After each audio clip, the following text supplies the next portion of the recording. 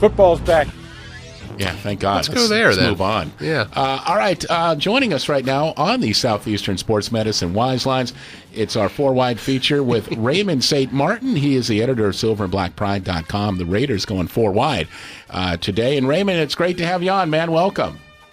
Hey, thanks for having me on, guys. Hey, our pleasure. First things first, a lot of folks curious about Terrell Pryor taken in the supplemental draft in the third round by Al Davis and the gang. What are the plans realistically for Terrell Pryor to get behind center with the Raiders? Looks like realistically he was trying to come in and play as quarterback. He'll be active on Friday when we play against the Seattle Seahawks. Then he'll be deactivated from the active roster. He won't be allowed to practice with the team, but he can attend team meetings until week 6. So he'll be doing a lot of study, but not getting a lot of work in. The chances of him really making a difference this year are between slim and none. But it is pretty cool to have a project that you spent next year's third round on. So you have a year to develop the guy, and you picked him a year early. He was the only guy selected by an NFL team, and he was going to go maybe 5th or 6th round, perhaps. What is it the Raiders see in Terrell Pryor that makes them think that he can be an NFL quarterback here in the next year or two? Well, Al Davis has had this vision of this quarterback that's mobile in the pocket, has a big arm, and is a winner. He thought he had that with Jamarcus Russell. Obviously, we know he did not. Yeah, well. That was the worst draft ever, passing up Calvin Johnson and many others. But forget about that number 2. In fact, number 2 has been retired. It's the first Oakland Raider number to ever be retired, as Terrell Pryor was not allowed to wear it. Terrell Pryor fits the make and mold of what Al Davis really looks for. He wants that quarterback that can move in the pocket, is tall, and is a leader with a big arm. And so he fits all those qualifications, and spending a third round on him, and there's no way Al could pass him up. We're joined on the Southeastern Sports Medicine Wise Lines by Raymond St. Martin. He is he is the editor of silverandblackpride.com, blogs on the Raiders. And did you say number 2 is retired? The Oakland Raiders have never retired a number. Okay. Al Davis does not believe in retiring a number. Terrell Pryor wore number 2 in his whole career there at Ohio State. He wanted to wear number 2 as a Raider, and the Raiders said, Terrell Pryor, you cannot wear number 2. Okay, so it's not officially retired. It's just that they're not going to put a player in that number. I guess they still have a bad taste in their mouth for Jamarcus Russell. Yes, that is the only untouchable number. We've had number 75s, we've had number 32s, number 34s, number 42s. Mm-hmm. But for the foreseeable future, there will not be another number 2. Okay.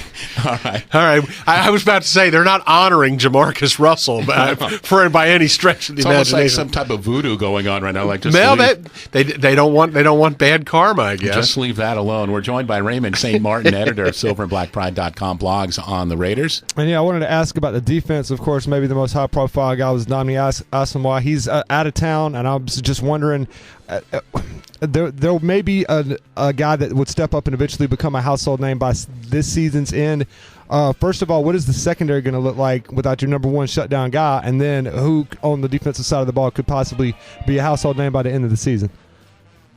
Right now, when we're looking at our defensive backfield, that is the absolute weakness of this team. I mean, Drew Brees, his first 2 drives, just picked apart our rookie cornerback, DeMarcus Van Dyke, who was trying to fill in for the injured Chris Johnson.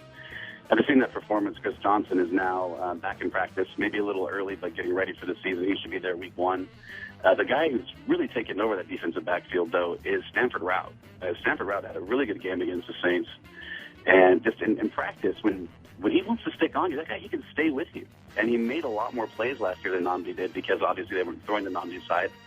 It'll be really interesting to see how Nnamdi does when teams come at him. He hasn't had to really play defense for 4 or 5 years. So I'll be really curious to see if Nnamdi stays in that upper echelon.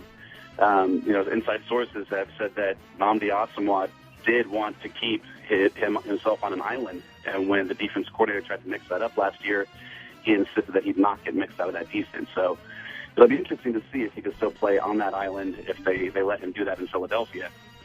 But as far as who's going to stand out this year, this is going to be Rolando McClain's team. Hugh Jackson has handed him the reins.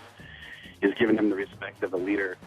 And the guy just comes to work every single day. He's a really, really hard worker. In fact, he's spent 90 minutes a day during the offseason swimming and gained 5 pounds. So when you look at this guy is an absolute animal in the middle. And he's the guy that should that should take over this defense along with Richard Seymour this year. I think you're going to see McClain step up big time. And I think defense, particularly in the secondary and the pass defense, is just crucial in this division. We know what the Chargers can do. The Chiefs have made some serious strides in their passing game, and it'll be interesting to see how the Broncos do under their first year of John Fox. So it'll be interesting. You definitely got to have that pass D in the AFC West. You have to. I think Chris Johnson, when I was in camp there for 5 days covering the team, Chris Johnson was like the quickest, the fastest, and he made the best reactions on the ball. I mean, Stanford Route's the guy that's being talked up as the number one corner, but he's staying on his side, and Chris Johnson's actually taking over Nandi's side. Monday side of the field. So Chris Johnson, look for him to step up. But if he gets hurt or Stanford Route gets hurt, I have absolutely zero faith in any of these rookies at this point. They have shown nothing. They've had no OTAs. They had no little rookie camp, nothing. They're coming in here cold and fresh and trying to learn. And Rod Woodson's trying to get them as much as he can. But there's just not much there. And if you're going to be one-on-one playing this kind of defense with literally 3 or 4 weeks of practice under your belt, you can get eaten alive in this league. Mm. We are joined by Raymond St. Martin. He is editor of silverandblackpride.com, blogs on the Oakland Raiders, 4 Wide with the Wise Guys. And you know what? Much has been made about the Oakland Raiders taking reclamation projects from other teams. Jason Campbell at quarterback, but you got a core of speedy receivers. Who among them do you expect to step up? Well, I think that Derek Hagan actually has been the surprise of camp from the wide receiver position as far as somebody who's been reclaimed from another team. Hagan's running all the routes. He has great hands. He's provided veteran leadership. He's a guy who's not playing video games at night. He's a guy that has his head in the playbook. There's also a rookie named Denarius Moore. If you haven't got a chance to see him yet, he lit up camp. I mean, he was making every play, every catch. There was a drop he had against the Saints. If you watched the game, he went over the middle. He was running one of those sort of a deep post. He had to go up between 3 defenders and try to make the catch. I call it a drop because he's made that catch every single day in camp. So look for that kid. Look for Denarius Moore to stand up with that. Look for that veteran presence to come from Derek Hagan. I think he'll make the team. Hey, Raymond, real quick, I don't mean to step on you. Before we let you go, Al Davis, he'll go down really when all is said and done as one of the innovators, if you will. And, of course, he's the maverick. But he's a guy that appears to a lot of people staying in this game, way too long past his prime. Kind of the idea we get around here, around the country, is that he's a little bit off his rocker a little bit, but you guys are there. You're in the inside. How's Al Davis perceived by Raiders fans in the Bay Area?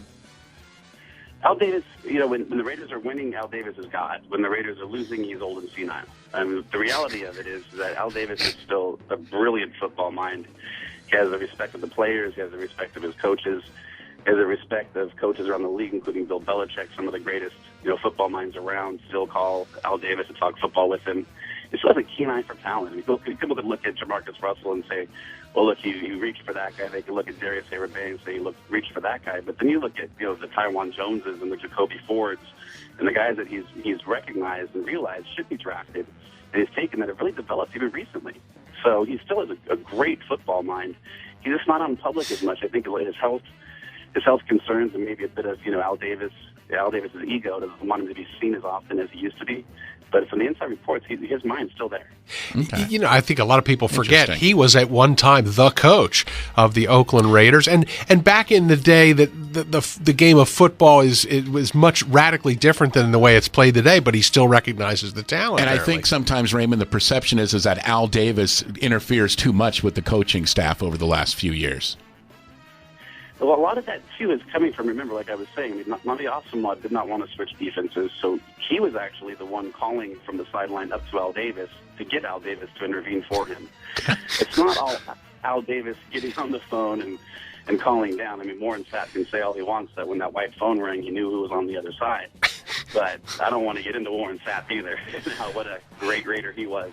That was sarcastic, I believe. Yes, and I tell you what, it's good to know that there's a hotline in Raider country. I'm just wondering, like, if Troy Polamalu goes past Mike Tomlin and calls up to one of the Roonies, and pleads their case. It just does not happen, and certainly in the NFL. It's got talk to your coach. Yeah, it's an interesting dynamic, no doubt about that. And hopefully Al Davis is senile, or not senile, and the Raiders get a winning season, right? So that's what it's all about. Raymond, great information, man, from the Bay Area, one of the more beautiful places in our country. We appreciate you very much, and we look forward to catching up with you again, man. Absolutely. Anytime, guys. You got it. That's Raymond St. Thanks, Martin. Raymond.